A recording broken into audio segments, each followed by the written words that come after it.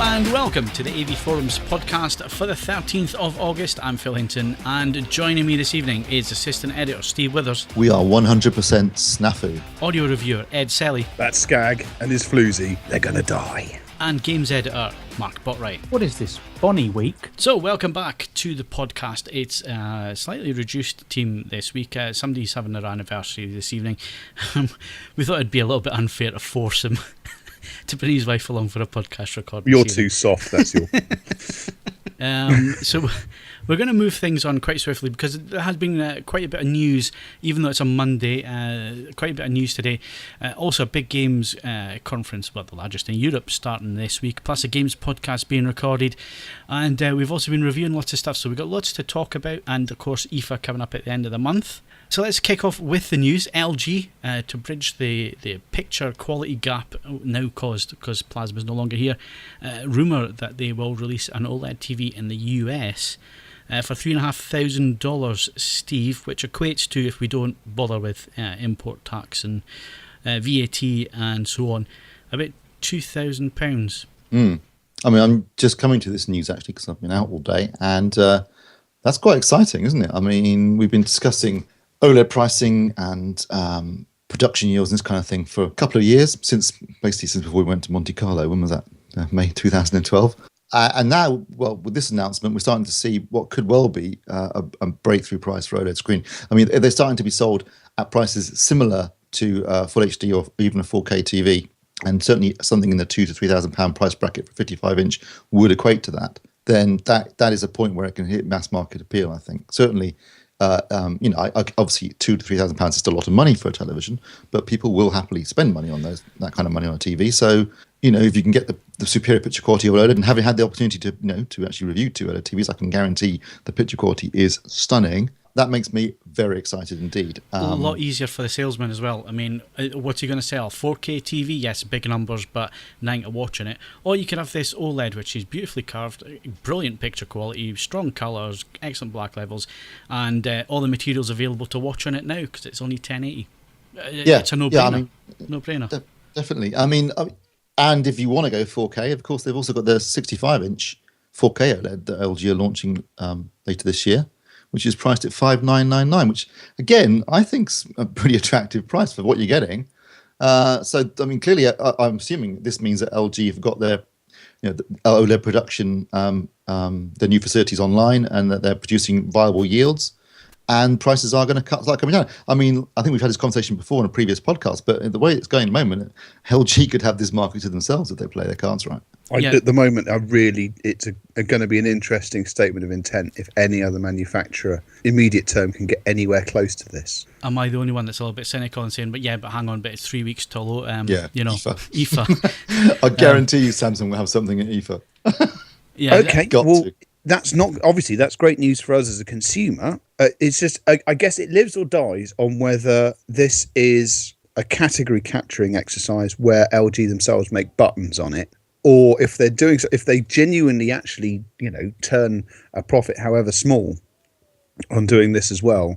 That's where it gets interesting, because whether other manufacturers can respond, and whether they can respond with something which produces a black number rather than the red number. That's where it gets more interesting, doesn't it? So we'll see. If LG can get their name attached to the technology out of the gate and be the only one on the market, even if it's just for 6 weeks to 6 months.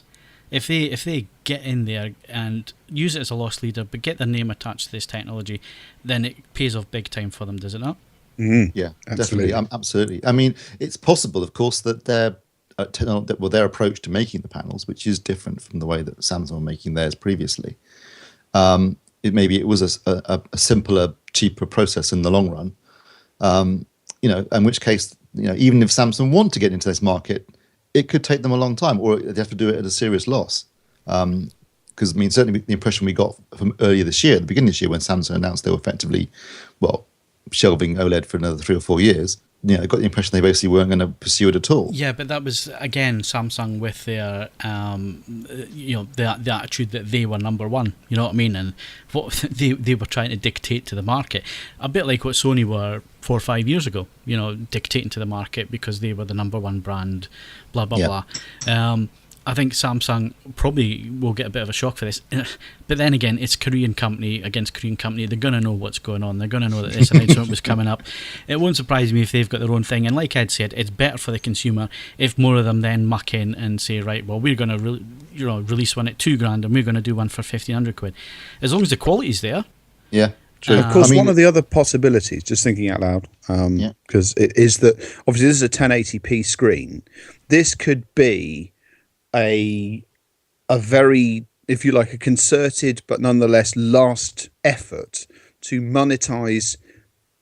I mean, as you know, as you've been saying, this platform the 1080p screen from LG dates back in one way, shape, or form or another to 2012. Whether this is a serious effort to get something out of the standard HD screens before a 4K requirement really kicks in, and they're prepared to take a bit of a whack on just getting something out of that program before they switch to 4K. That would be my vote. That's what I think they're doing, and I think they're hitting at the right moment in the market as well, because when it comes to, it's a hard sell for the salesman to sell a 4K TV at the minute. A lot easier to sell a curved OLED. A lot easier, I would have thought, as long as the quality is there, and that's my one concern with this story. There's no model number there that I can see. Isn't it the 55EC9 3000? Yeah, that's the US, but there's 9 for the UK. There's 9 announced for the UK, and we don't know what's going to come in and whether it's going to come in the UK or not. I mean, the American market is 16 to 20 times larger than the UK market when it comes to this kind of thing. So, they maybe could make a little bit of money in the US market. If they're not going to make any money in the UK market, I just see it as a no-go. I mean, it's possible that Ed's right, and they just want to, have one last roll of the dice with Full HD. Maybe they're using panels that they've got lying around they haven't sold yet, and they're trying to ship them. Just clear the inventory before what I can only assume will be a manufacturer-wide shift to 4K. It'd be interesting to see what Sony and Panasonic do as well, because obviously they were developing OLEDs of their own. They had a relationship, and then we were told behind the scenes that had all broken down, and then we got told, no, the relationship's still continuing, but it's only for mobile phone OLED stuff. And then we were told that, no, we're not working together again. It seems to be a very on-off relationship. Yeah, but I mean, Panasonic obviously were going on about their new printing process and a cheaper and easier way of making their screens. Because they can shift 4K LED TVs, which cost a damn sight less to produce. Yeah, exactly. So, yeah, it's going to be really interesting. This is really interesting news. It's going to be good to see what happens at IFA, although I've got to say, I'm trying to get a press badge for IFA this year. I don't know what they've put in the process here, but... you had anything back yet? No, I haven't had an email back from them. Have you had an email back from them yet? No, I've not had anything. I was going to email them tomorrow and say, please, can I have a press badge, please? Because it's only 2 weeks. Yeah. It's getting, it's a little bit longer than 2 weeks. But, 3 weeks. It's getting close. So that's coming up at the end of the month. I don't know if Ed's going to this, are you, Ed? Pass. I generally only, if I ever go, I go at the last minute. So we'll see. Like everything you do, Ed. Yeah, but... I kind of see Ed missing out on a bit of jam and sausage, though. Well, not if I have any choice in the matter, but we'll have to see how it falls, and if anyone just wants a fat wastrel hanging around their stand. So, well, they've invited me, so Well, I mean, we'll see how it flies. But if I can get out, obviously I will. But we'll see how that actually works out in practice. Cool. So that's coming up at the end of the month. We'll have lots more as we get closer to that event, and then obviously that happens between the Wednesday and the Friday, first week in September. So we'll probably be talking about that 8th of September podcast, all the comings and goings and what was big at IFA. So that is coming up. Also coming up very soon is Gamescom. We're going to talk about that in the games section in a bit, and there's a games podcast coming out this month. But the next big story is Sky reduced Now TV sports pack costs. And they've also opened up a 7-day deal as well. And I don't know, Steve doesn't like talking about Murdoch Enterprises on the podcast, but this is pretty big news considering the new football season starts this coming weekend, the 16th of August. And it's now a 7-day pass for $10.99. That is pretty good value. Well, it's a definite statement. It's a definite statement of intent to BT, isn't it? Yeah, absolutely. Yeah, BT have clearly got them shitting themselves right now. daily pass goes from, well, no, it was $9.99. It's gone down to $6.99. It's still not great value, but $10.99 for 7 days for 5 sports channels. If you time it right, and I'm thinking Ryder Cup here, and I see that Mark was the same in when he wrote the news story. You could get quite a bit out of that Premiership football and golf over a weekend. Yeah, it's still basically a week's football out of about 30 weeks of football. That's not the best deal in the world, is it? I mean, don't get me wrong. I've got a Now TV box. Actually, no, I've stopped using that now because I've got Now TV on the PS4. But the entertainment package, $4.99 a month, I think is really good value. And lots of great shows on there that I've been watching. But I'm not so sure about that. It's like a lot of money just for a week's sport, unless as you say, unless you time it with something significant. Yeah, but it's absolutely cheaper than the full package, Steve. And I would never ever. And obviously BT Sport. I think BT Sport. Correct me if I'm wrong. Is that $12.99 a month or $14.99 a month? Does anybody know? Off the top of their head?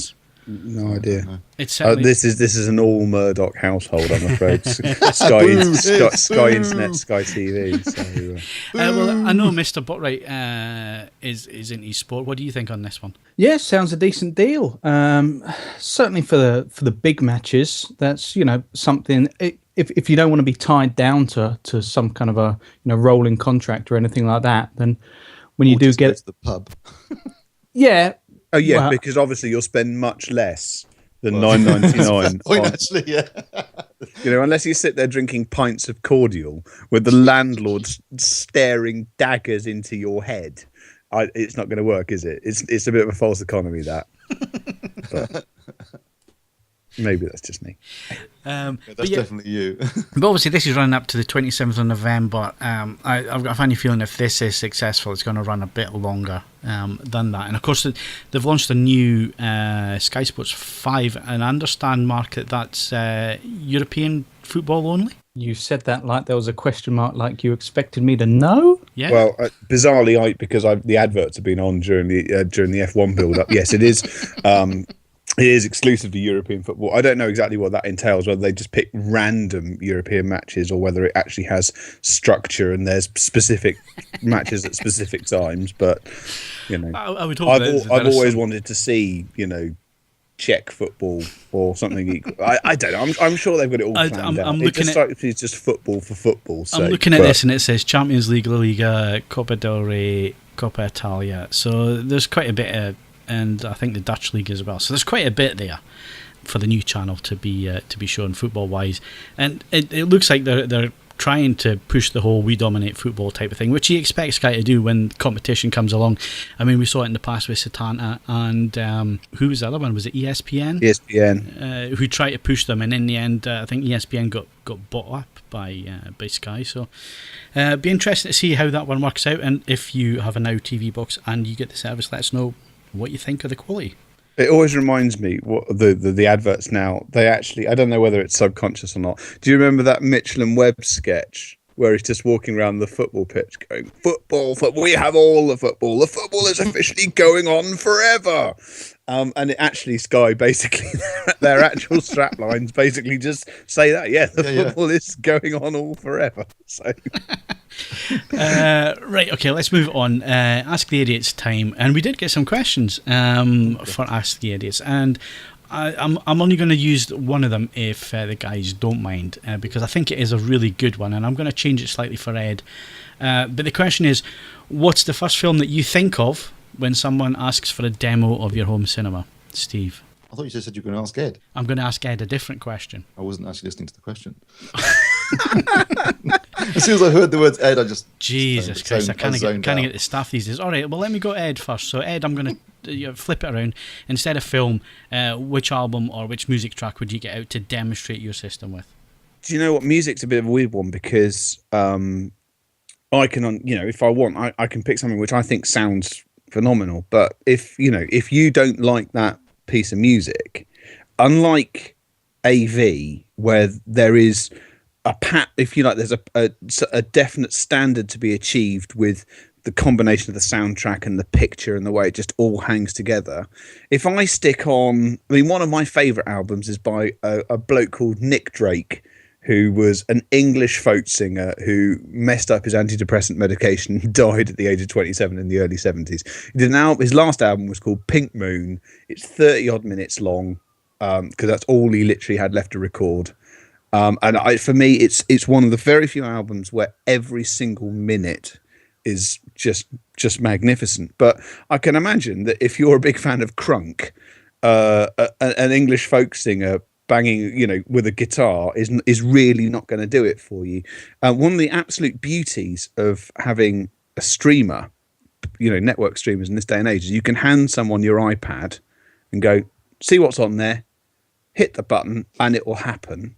And that, in many ways, that's the most satisfying thing, because they'll pick an album that they like, and more than 9 times out of 10, it's on there because you like it, and it should hopefully deliver the goods. And when they hear something that they're familiar with and that they know, and they know it from their own electronics, and you're hopefully playing it on something, a bit of a step up, that's just the most magic thing going. There is really nothing to touch it. When someone plays an album that they know well, on a really well sorted piece of electronics, it's just the expression on their faces. It's just fantastic, because it sort of makes sense all of a sudden. Really does. The reason I came to you, Ed, was, and I was going to use you second or third down the line, because I knew that's the way we were going to flip it on its head that way. But it's all Wither's fault. I know that. Yeah, you're completely right.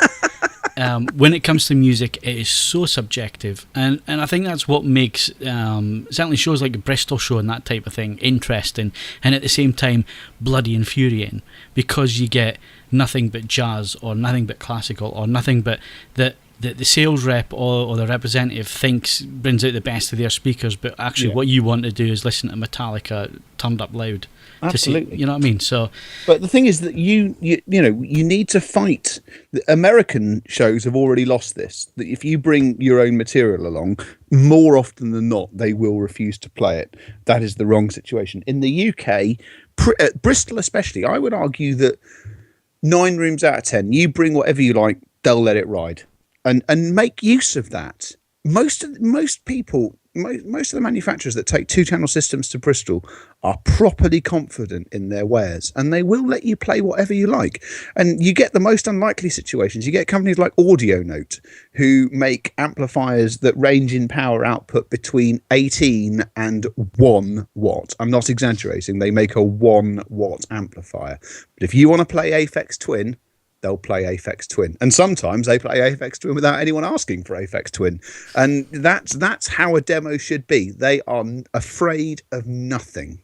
And if you do go to Bristol Show routinely and you are a bit interested in music, bring your own music, either on CD, on USB sticks if it needs to go into streamers. Make full use of it. Do not let this turn into North America, where we all sit there listening to lift music. Interesting question. So let's go to the movie side, and Steve's had time now to go through his discs and remember which ones he has. So which film would it be? Well, I've got a couple of films that I like putting on purely for picture and sound quality. One of the more recent movies I really like is Oblivion. I think that's a fantastic transfer, both in terms of picture and sound quality. So it's a great demo disc for people who want to show off their systems to their friends and family. I think it was pure picture quality. The Blu-ray of Lawrence of Arabia looks absolutely stunning. Again, a great demo disc.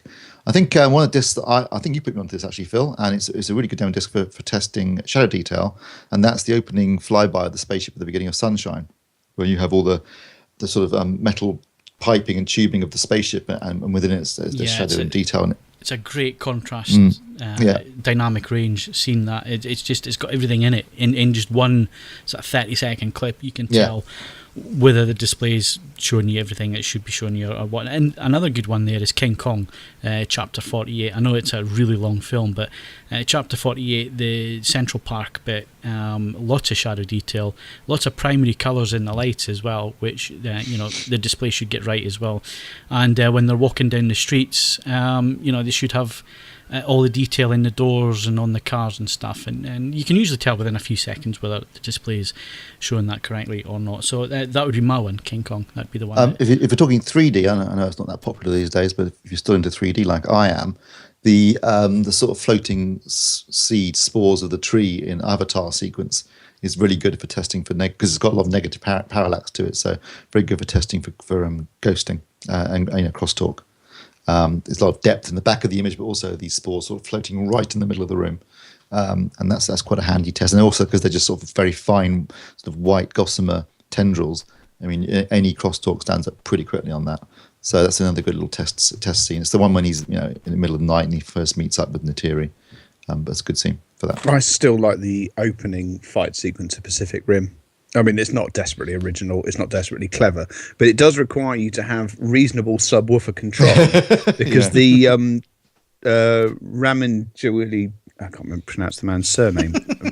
That's most unfortunate. But the soundtrack with the Tom Morello guitar sequence, effectively, if your subwoofer isn't properly reined in, you just get these sort of giant, sort of farty waves of unnecessary bass, and it's just, it's well, it's like the rest of the film. It's utterly brainless, but well bolted together and quite pleasant. But in terms of, if you want something, as I say, I keep going back to this as a point of sound reference because someone put an absurd amount of effort into it, is the Tony Scott film Unstoppable. The amount of incidental detail in that soundtrack, and also incidental detail that you have a real life point of reference to. We kind of know, okay, we don't necessarily know what trains hitting trains sound like, but, we have a reasonable point of reference on what a train sounds like. It's all done really carefully and really diligently, and the amount of information that's there for speakers to find. As a demo disc, to show someone cold, don't know how well that works, but for someone who's a bit immersed in it, if you have a well-sorted system, the layers of sound and the way they interact with each other. There are very few discs, even after several years of ownership, that I think are in many ways as well-sorted as that one. I've got two which I have used since the early 90s on almost every reference system that I've ever had, and with equipment I've had in for review and so on, over all the years. And those are Toy Story and Jurassic Park. Toy Story, because it's created from the ground up, didn't exist, so they've had to create every sound design, and obviously I think Ben Burt was behind that sound mix as well, wasn't he, Steve? A lot of the sound effects and stuff, obviously from Star Wars fame. Jurassic Park T-Rex scene, I've heard that probably on every system I've ever owned, reference system I've ever owned, and it's one of the films that made me buy my first subwoofer, which was a Rel Storm. So those two for me would be just things that I know off by heart, because I've been listening to them for 20 odd years on loads of different systems, and I know how they should sound. Yeah, I mean, there's no substitute for. I mean, I would argue, regrettably, I don't think I have a film, because I mean, my favourite films like Apocalypse Now and the rest of it, they predate some of the more, combined and from the ground up, picture and sound sequences. But in terms of albums, when I'm doing music reviews, I mean, my go-to list, some of them have been fixtures in my listening for 20 years. Yeah. So it's just Massive Attack, Unfinished Sympathy. I know that off by heart because I've heard it on so many different systems, but I've also heard it on the system it was recorded on. So I know how it should sound. And I always go back to that one. And unfortunately, it's probably the only one that I've actually heard it in the studio. It was mastered in. I don't think I've had the privilege of doing anything. Wish You Were Here for me. Yeah. Well, you could do worse. Yeah. I mean, obviously, it's a bit. It goes back to the Simon Donald, the Viz editor joke about the early iPod. Yeah, you can have 300 albums or Wish You Were Here. So that was an Abbey Road visit, Steve, was it?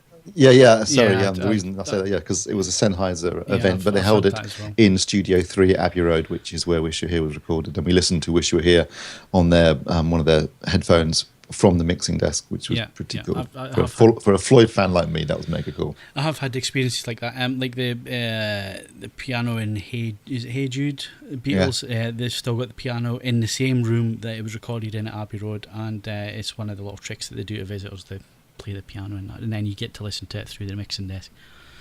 Quite special if you ever get experiences like that, and we are lucky enough sometimes to get that. Amar Dillon, thank you very much for that. He asked that via Twitter, which is the best way to ask these, by the way. So if you want to tweet us at AVForums, hashtag #AskTheIdiots, and then ask your question, and we will do them. We've got some in reserve now, Steve, don't we? Because I've sent you a couple that we got via email. So we've got some in reserve as well, which we will come to next week when we've got a full complement again and get those answered. Right, let's move on. Games news next.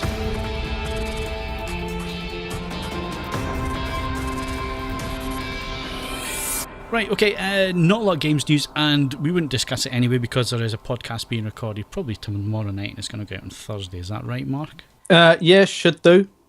Fingers crossed. That doesn't sound very encouraging. Well, no, we had a minor hiccup earlier where I got everyone together a week early. But the less said about that, the better. Okay, the other big thing that's happening at the minute, and I know that Manny and James are on their way there now, and that is Gamescom. So tell us all about the show, because it's not one which I think a lot of people have heard of if they're not really into their games. Yeah, well, obviously, because it kind of comes in the wake of E3, which is the biggest moment in the gaming calendar. Gamescom in Germany. You've got a few days, obviously, for press to start with, and then a few days for the public as well. Today, time of recording, we'd obviously just had Call of Duty Advanced Warfare. They were set to show a bit more of the multiplayer. Yesterday, if today's Wednesday, would have been the Microsoft and Sony conferences. Then from Wednesday onwards, it's open to the public. Basically, it'll be gearing up for holiday season. Obviously, you'd expect lots of things to do with FIFA and the like, which is obviously European audience would like that kind of thing. Hopefully, we might see a bit more of the idea at Xbox and Sony's plans going forward. Maybe a bit more of Drive Club, a bit more of Bloodborne. So, yeah, there should be a lot on show. But, yeah, it's very much gearing up towards what's actually going to be on sale, whereas E3 is very much a projection forwards for a year or 18 months, that kind of thing. Now, I did say that Manny and James are on their way there, but they're going under their own steam to this thing. It is a big show where a lot of the public actually go along, so you get a lot of people actually travelling from the UK over there for the show. Yep, from Thursday the 14th through Sunday the 17th, they fling the doors open to the Great Unwashed, and Manny and James will be two of those. And so, yeah, it's one of those where it's open to the public. Obviously, unlike a lot of the electronics trade shows that you go to, this is very much designed in kind of a bifurcated manner. You've got the big press briefings, and then you've got the trade show floor. So lots of people mingle, lots of people stay around from the press side of things, and so it's very much an open event. It's one of the things I hate about IFA. Going back to IFA, they do open that up to the public, although they give press 2 days, is it, Steve? I can't quite remember. I think it's 2 days, isn't it?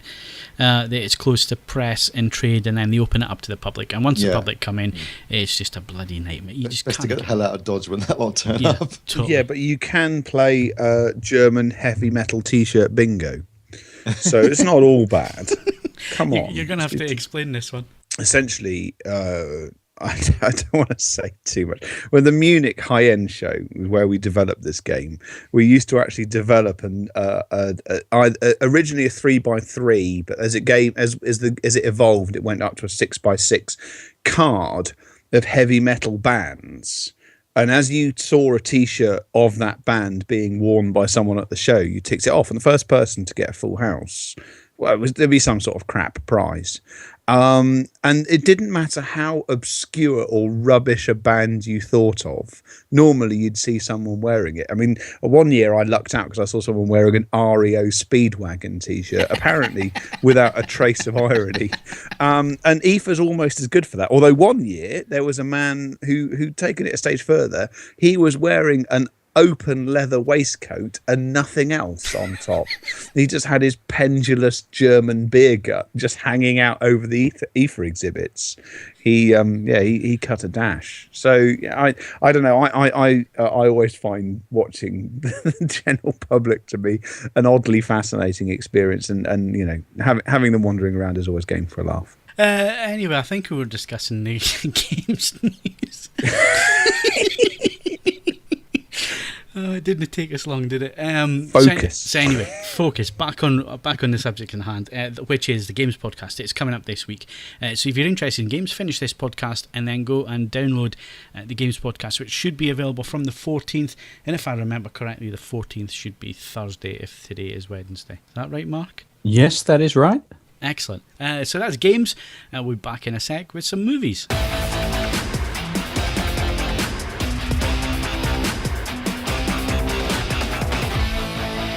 Okay, so as always, we'll start this segment with what's at the cinema, Steve? Well, this weekend, Phil, I went to go and see the Inbetweeners movie 2. I know, I think it's the Inbetweeners 2, actually. There's no movie bit in it this time. Which is obviously the sequel to the Inbetweeners movie, which is one of the most successful films ever in the UK, believe it or not. I actually rewatched the Inbetweeners movie that afternoon before going to see the sequel in the evening at the cinema. And I thought the first movie was really good. I thought it was charming, sweet, a little bit rude in places, very funny.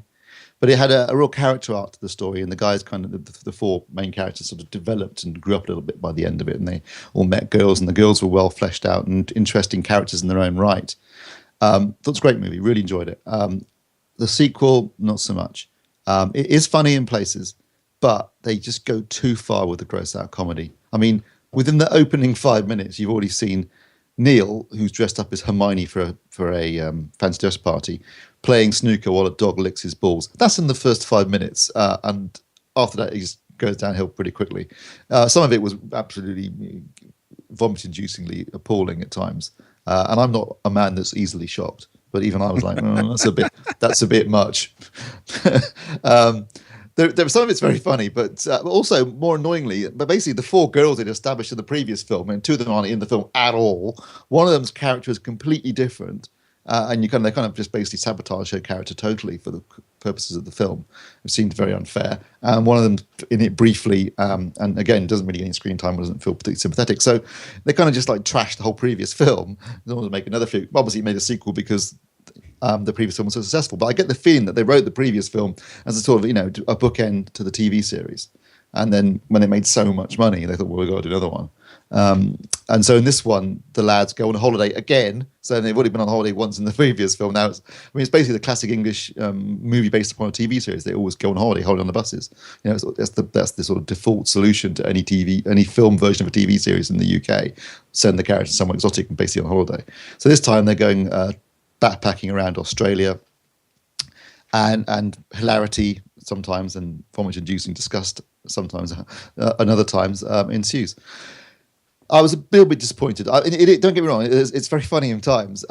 It can be extremely funny, but some of it I just felt like they were pushing it. It's like they wanted to outgrow some of the American comedies that have been made recently, and I just think they went a bit too far at times, and you kind of lost some of the sympathy for the characters. And at the end of it, you kind of felt like, yeah, I've had enough now. I don't really want a third film. But isn't that always the way with the kind of bawdy shock comedies, which is they're funny, then they're hilarious, then they're so funny, and then there's such a fine line between very funny and I don't want to watch this anymore.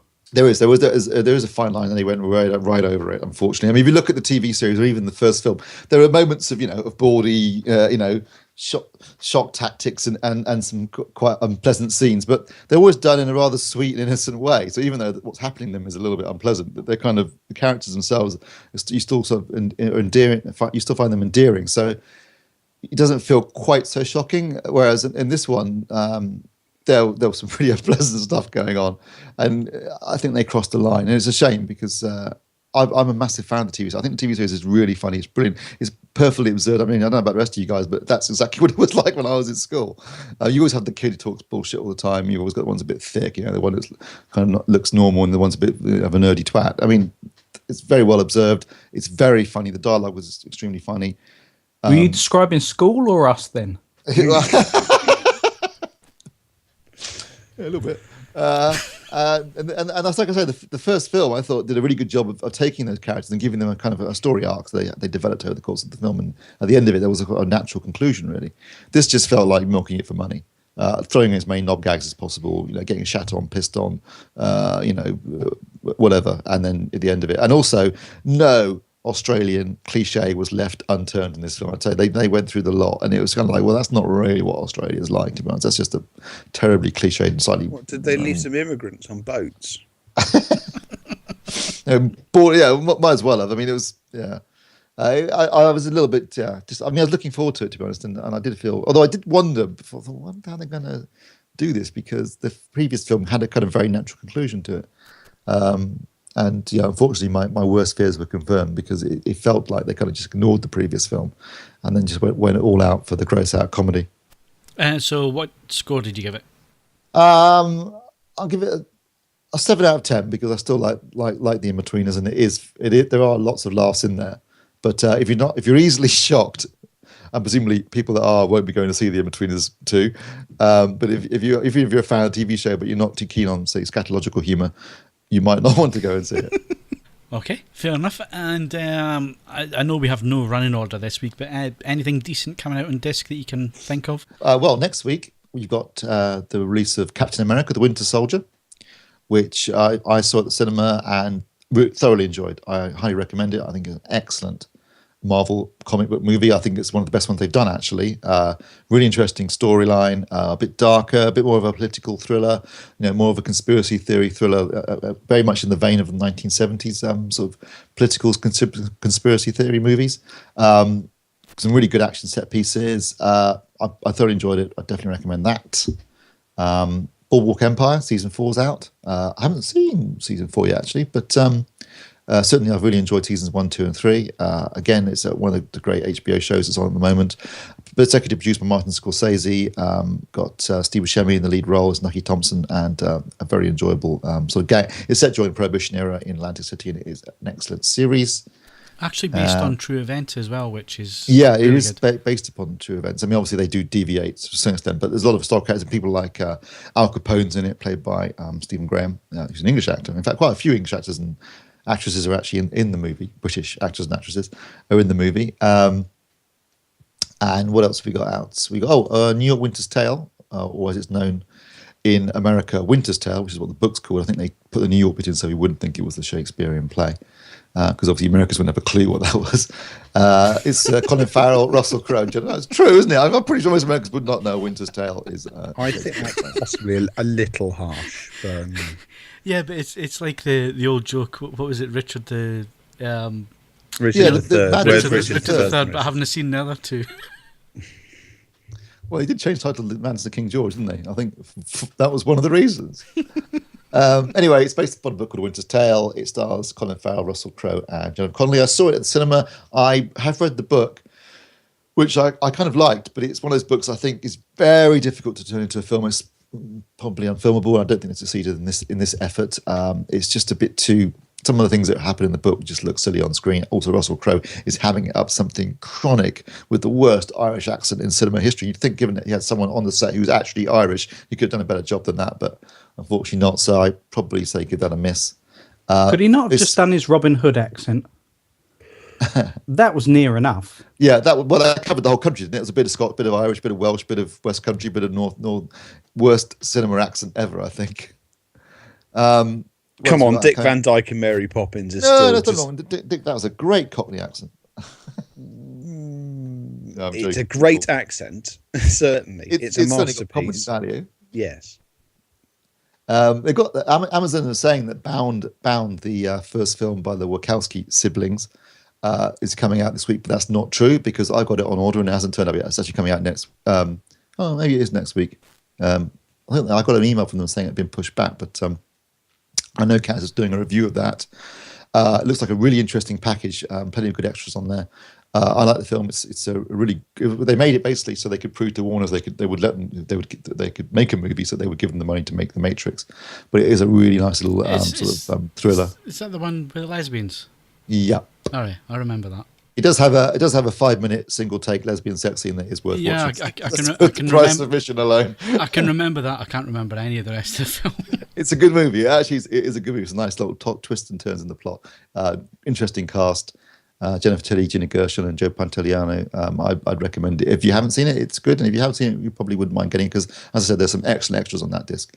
There's also The Quiet Ones, which I saw at the cinema, and should have been called The Unquiet Ones, or The Noisy Ones, I suppose, because it's, I don't know, I actually never found out when watching the film why it was called The Quiet Ones. They never explained that. It was one of those films that you kind of hope would be, you hoped it was going for a sort of 70s vibe, ghost story, one of those thriller horror movies in the vein of, say, The Woman in Black, where the thrills come from, effects and atmosphere and tension rather than just from blood and gore and that sort of stuff. But it was claiming to be based upon a true story, which clearly it isn't, and it unfortunately kind of lost me. It started off seeming interesting, but then kind of towards the end, it just lost its structure and wasn't very frightening at all. And there's also the last Days on Mars, which I've seen on Netflix, which you can watch on Netflix US if you want, if you've got access to it, which is about a mission to Mars, and then just before they leave, a virus turns up and everyone starts killing each other, which was very derivative, but okay, but very derivative. I think that's it for next week, yes. Okay, thanks for that, Steve. And I wanted to go to one of the articles, which really good articles, which Kaz has put up on the site, still on the homepage. If you want to have a look at it, it's called the Long Wait for Mad Max Fury Road, and this raised quite a good question because we had a question on one of the podcast threads regarding our thoughts on obviously a new Mad Max film, but also Ed kind of pointed to the time between movies and how long is too long. Either between sequels or bringing out prequels. So let's go Ed first. Ed, Fury Road, what do you think first of all, and then the time between it? This, for me, it's one of those awkward ones because it's like you and Star Wars. Because even if they announced that Mad Max was going to be played by, I don't know, who's the fat bloke in Superbad or something like that. It doesn't matter how unsuitable, it was going to be done exclusively with electric cars or golf carts. It's still a Mad Max film, and I would still pay money and go to the cinema and watch it. But nonetheless, it's been a very long time, hasn't it? And not only that, it's been a very long time since the last Mad Max film, which with the best will in the world wasn't very good. So it's been even longer back to a Mad Max film that was any cop. And our view of necessarily what a post-apocalyptic world might look like, we've kind of come to the idea that it probably won't be jam-packed full of cars that do 3 miles to the gallon. I don't know. I'm obviously keen. Tom Hardy doesn't generally pick stuff which is rubbish. And the teaser trailer looks a lot of fun. But I don't know. It may just be too long. I mean, it came out when I was quite young. We are talking about it's to all intents and purposes a 20-year gap, isn't it? Well, actually, it's nearly 29 years since Mad Max Beyond Thunderdome. Bloody hell. That And makes me it's feel both old. 33 years since... Well, I think when Mad Max 2 came out, you were 1, weren't you, Ed? Yes. I had to watch 81. it retrospectively. I wasn't there at the cinema, I'll be honest. Speaking of someone who remembers Mad Max coming out, I mean, I was too young to go and see it at the cinema. It was an X certificate, and I was only like 10. But back in 79, when it came out, I was like... it looked really cool, though, in the trailers on TV. I thought, oh, that looks good. And when the whole video thing kicked in a few years later, I managed to watch Mad Max and Mad Max 2. And I enjoyed Mad Max a lot. I thought Mad Max 2 was absolutely brilliant. I think it was a masterpiece. Mad Max Beyond Thunderdome, you're right, Ed. A bit of a disappointment. It's got some fun bits in it, but it felt a bit repetitive. Based after Mad Max 2, also it had some stunt casting in it, like Tina Turner and Angry Anderson. So let's be honest, it doesn't have enough cars in it. No, they spend too much time hanging around in one place, don't they? The first 2 are bloody road movies, and then they decided to make the third one not a road movie. Yeah. Well done. Brilliant. Also, something that really annoyed me was they had Bruce Spence who played the gyrocopter captain in in Mad Max 2 turns up as a totally different character in Mad Max Beyond Thunderdome. And you think, well, that's just confusing. Why didn't they use somebody else? It's a bit weird. Or have him play the same character, but they obviously isn't the same character because they never at any point do the two of them recognize one another or reference the previous film. This Mad Max Fury Road, which I believe has been in production now for something like 25 years, so it's had a very torturous production with attempts to film it that have run into problems with weather and this kind of thing, and then funding issues. I think the budget has ballooned, something well beyond anything you expect for a Mad Max movie, considering most of it involves a bunch of cars driving around the desert. Obviously, in the meantime, in this 25-year period, Mel Gibson's too old for the part now, so they recast it with Tom Hardy, who, at least in the trailer, looks the part, got the right haircut, and I couldn't quite work out what he was doing Aussie accent, but I think he was. It looks great in the trailer, but what it looks like is more of a reboot or perhaps even remake of Mad Max 2 as much as anything. You certainly see the last of the V8 interceptors at the beginning of the trailer, so that's in it, which obviously got blown up in Mad Max 2. Then you see it get blown up again in the trailer, so it's like, okay, so that's like Mad Max 2. But there were some absolutely incredible stunts in the trailer. I thought they looked pretty cool, and you've got Charlize Theron in there, and it looks like it's going to be fun, but I think you have to treat it as kind of a separate film from the original Mel Gibson trilogy, and whether there's a market 25 or maybe 30 years later for another Mad Max movie, I don't know. I'll be there. Definitely, I'm sure you will, Ed.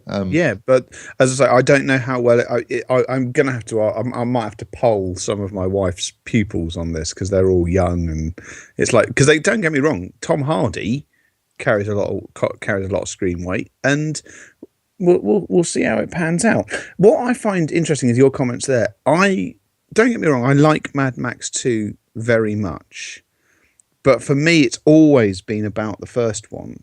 I mean, obviously, it's shot on a pittance, but it's more about the vestiges of civilization, and it just fraying around the edges. And I think, given the incredibly limited budget, and given the fact that it's not chock full of Oscar winners, I think they managed to convey that incredibly well, and I think that would have been more interesting to revisit. But yeah, hey, what do I know?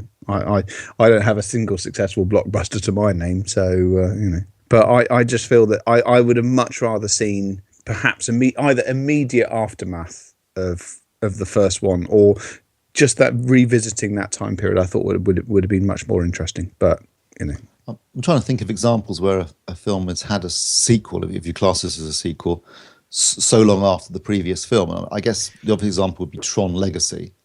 What about Predators? That was kind of semi-reboot, semi-sequel. Or they had the Alien versus Predator movies in the meantime to just really ruin the whole franchise. Just to really put you off. But Tron was about 1982, and Tron Legacy was, when was that? 2012. Yeah, so that's a 30-year gap. And I don't think Tron Legacy was that successful. I mean, everyone remembers Tron quite fondly. For those of us of a certain age do anyway. It didn't do very well when it came out, by the way.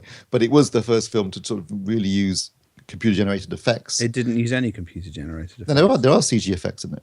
Not really. It's all rotoscope. It's unbelievable. No. There's a lot of rotoscope in it. Yeah, obviously at the time it came out, Disney lied through their teeth about how much CG is in there. There is CG in there. The light cycle chase is CG, but there's as much CG as they pretended there was. A lot of it is actually cell animation or rotoscoping. It's kind of like Jurassic Park as well. I mean, it got loads and loads of comments about fantastic CGI, whereas 80% of the effects were practical effects. Which is why it holds up so well still today. Actually. Yeah, totally. But anyway, I suppose the other one, if we wanted a real disappointment, is Indiana Jones and the Crystal Skull.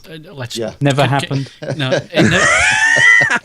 I'd forgotten. Okay, yes, you guys have all taken your memory erasing pills. But let's face it, that was a long time. They took the decision to put Harrison Ford back in, and I don't remember leaving a cinema feeling quite so empty inside in a long time. Actually, if ever. It was that was possibly one of the most disappointing theatrical experiences of my entire life. And it makes it all the more interesting that having known that, I'm sure if you're an actor, you especially if you've been an actor as long as Harrison Ford has, you ignore what the internet's doing, because I suppose most sane, happy, healthy people do.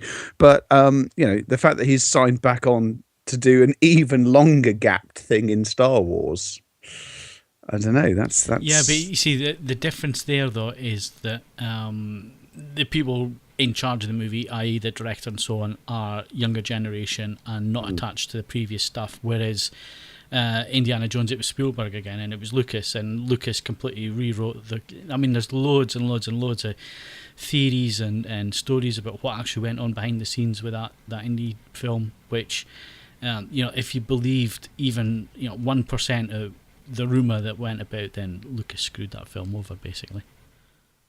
It was certainly one of the most disappointing films I think I've seen this century. Yeah, well, I'm in the same camp as Mark. I've completely forgotten it. I have wiped it from my memory. Nicely done. There certainly isn't a good history of sequels that come along a long time after the film that preceded them. So I'm thinking here of examples like the Two Jakes that came after Chinatown. Didn't do very well. Evening Star, which came after Terms of Endearment, again didn't do very well. Texasville, which came after The Last Picture Show, again didn't do very well. I think there's probably a window of opportunity where you can do a sequel, and then once you get to sort of 20 or 30 years afterwards, you either just start again. I mean, if you look at the Thing, I mean that it was prequel, but also basically a remake of John Carpenter's The Thing. This Mad Max Fury looks a bit like that as well, a bit like more of a remake. It must have said the temptation to reboot after a while. It must. I will say now.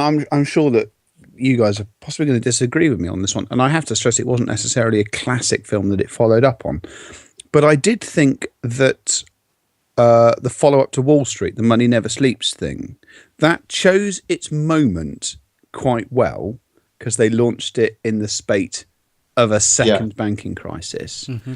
I thought that Michael Douglas reappraised his role quite nicely. I didn't feel anything like as much urge to punch Shia LaBeouf as I normally do, because he was certainly unbearable in. He's mostly unbearable. I thought that was quite clever. And I thought that was quite a successful revisiting, and it has to be. That's got to be 22, 23 years. But doesn't that also? That's a film where the characters themselves follow the passage of time. That actually they're allowed to grow old as well. Exactly. Whereas I think my worry about this kind of Mad Max sequel, stroke reboot, prequel, whatever it is, I'm trying to stay away from all publicity to do with it, because I'm scared that I'll kind of go into it with feelings, that I'll just end up let down. But there was a particular era where kind of post-apocalyptic films just seemed to feel right in kind of late 70s, early 80s, that kind of era. Well, let's face it, there was a credible threat of nuclear I was going to say, kind of Cold War, Reaganism, that kind of thing. Yeah. World War III seemed quite probable at the time. In an era, once you've seen... as soon as you're living in a town with more kind of Costa Coffees and Toyota Priuses than you can count, somehow it just doesn't seem like the apocalypse is near enough. Well, it doesn't. I mean, I will say, going back to what Steve was talking about last week, the situation in which the apocalypse of these new Planet of the Apes movies is created, that has traction. That's you can feel that. And I think I haven't seen the new one, but how the last one ends, that feels, especially when you then combine it with stuff like Contagion and things like that. If we are looking at a 21st century, early 21st century apocalypse, I think we can almost certainly work on the principle of it being pathogen rather than bomb based. Yeah. Totally, and you just have to look at the Ebola thing at the minute as well, and how quickly that could get out of hand. Yeah, and it's believable then, completely believable. that could be a credible threat that could wipe out Oh, millions. it's not just believable, Phil. It's inevitable that at some point a lethal airborne virus will be spread around the world. Yeah, More but it people has to be died of something Spanish altogether more robust than Ebola. Yeah. Oh no, it would be better because it's actually quite difficult to catch it. It is, yeah, and it's transmittable. got a short lifespan as well. Yeah, because it's so lethal. But if you look at 1918 Spanish flu virus, that killed more people than the World War I did. Yeah. And that was before we had current modern air travel. So you can imagine the devastation that we wreaked by, and it will happen. It will start in Asia. I guarantee that. Almost every major virus has, and it will spread across the planet within days, and the death toll will be in the hundreds of millions. And that's. But we'll still record a podcast. We'll be there, we'll still be here. heaving away, coughing up our own internal organs. But I was in see, Hong Kong when thing SARS is- was on. It didn't bother me. Yeah, but you see, the thing is, Ed, you've got to go out and about to catch a virus. Yeah, yeah. We're the only ones that are going to survive. The geeks Left to will be inherit popular. If it's just us four repopulating the planet, I Could be don't tricky. think. Yeah, Someone's going to have a very sore Bagsy, I bottom don't wear the against this. dress. You got a real pretty mouth, boy. Squirrel like a pig. Well, I'll have to expedite my car purchase in that case, because that bad boy's got no modern electronics in it. Anyway, sorry, what were we talking about? Oh, yeah, apocalypse. I mean, I think Mark's got a point. I mean, I think the Mad Max movies are very much films of their time. That kind of post late 70s. There were problems with there was obviously there'd been a depression. There'd been problems with oil prices going through the roof. Everyone's worried about the Middle East. They had the threat of nuclear war. Which I remember when I was a kid, we genuinely thought, listen to pop music from the early 80s. We were all going to die in nuclear war. I used to go to bed watching adverts. That's completely plausible. But it's interesting. You go back to energy crisis. It's like, God, guys, we're running out of gasoline. Right, what you need to do is get into your 7-litre supercharged ported head supercar and hoon around for a bit, because if there's one way to preserve our precious remaining stocks of oil, it's to drive around in a muscle car. Do you remember the bit in Mad Max 2 where he's like dapping up the oil with his like cloth or something? So if that's going to be any use in his V8 Interceptor. We're already biffing around on and off topic. There's a scene right at the start of Mad Max 2 where actually the car, it's not Mel driving, let's be honest about this. The car's brought to a halt because he throws it into reverse whilst it's still travelling forwards, straight after he tips the buggy onto its side and shortly before the petrol dabbing scene. If you revisit, the car comes to a halt because the rear wheels are going backwards as it decelerates forwards. Now, names have been changed to protect the innocent, but this got myself and a couple of other guys thinking. You've already told this story on this podcast. Yeah, well, as I say, we've done that before. Just don't is all I can say. It works once. And you didn't protect the innocent. It was you and your dad in a hire car. Yeah, it was unfortunate, but no, as I say, that's the one that sticks out. One of these days, I'm going to own a car with a transmission that's actually up to doing that. Or not, as the case may be. Anyway, so we've run out of time. Unfortunately, we're well over time. So the last subject there, if you have any thoughts on movie sequels or prequels that were too far apart from the original movies, or you want to see stuff come back even though it's been 20 odd years, then leave your comments in the podcast section underneath this podcast. You can also ask the idiots questions. You can leave them there, or they will get picked up quicker if you leave them on a Monday on our Twitter page, which is at AVForums, with the hashtag AskTheIdiot. And I need to thank Steve Withers. You've seen it, you've heard it, and you're still asking questions? Mark Botwright. No, not again. I'm through. I'm quitting. And Ed Selley. Nothing a year in the tropics wouldn't fix. Don't forget, you can follow us on Twitter and Facebook. I'm Phil Hinton. Thanks very much for listening, and we'll see you again next Wednesday.